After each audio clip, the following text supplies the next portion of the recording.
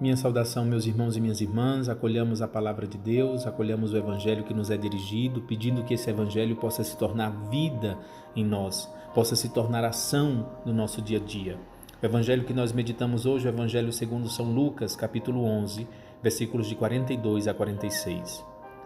Meus irmãos e minhas irmãs, as palavras de Jesus hoje são duras, são uma sequência do Evangelho de ontem. Não foi suficiente para Jesus mostrar a superficialidade do fariseu que o convidou para jantar, a sua superficialidade em viver a sua fé, deixando de abraçar aquilo que é essencial. Hoje Jesus avança um pouco mais, nos ensina um pouco mais e demonstra ao fariseu a sua falta de justiça e de caridade. Infelizmente, meus irmãos e minhas irmãs, essas palavras de Jesus são dirigidas também a nós.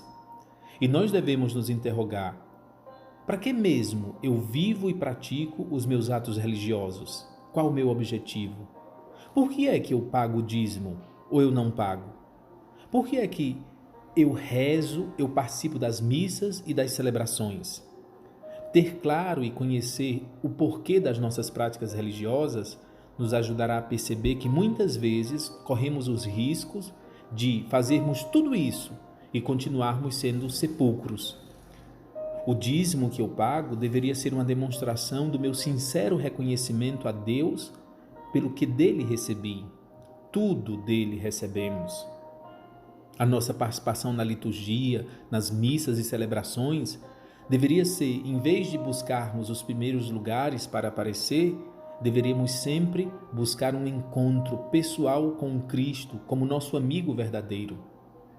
Meus irmãos e minhas irmãs, se nós não agimos em nossa fé motivados por esses objetivos, nós estamos já mortos, interiormente mortos, porque a nossa fé, quando não se baseia por esses critérios e para essa finalidade, a nossa fé não nos doará a verdadeira vida e a salvação. E aí sim nós seremos como aqueles sepulcros dos quais Jesus fala hoje, onde os homens pisam sem saber, porque já estamos sepultados. Nos falta a vida eterna e só o Cristo pode nos oferecer a vida eterna.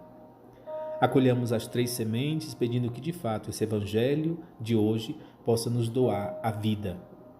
A primeira semente, o versículo 46. Jesus encerra o Evangelho de hoje dizendo: Ai de vós também, mestres da lei, porque colocais sobre os homens cargas insuportáveis, e vós mesmos não tocais nessas cargas, nem com um só dedo. Essas cargas insuportáveis muitas vezes é o peso do nosso julgamento.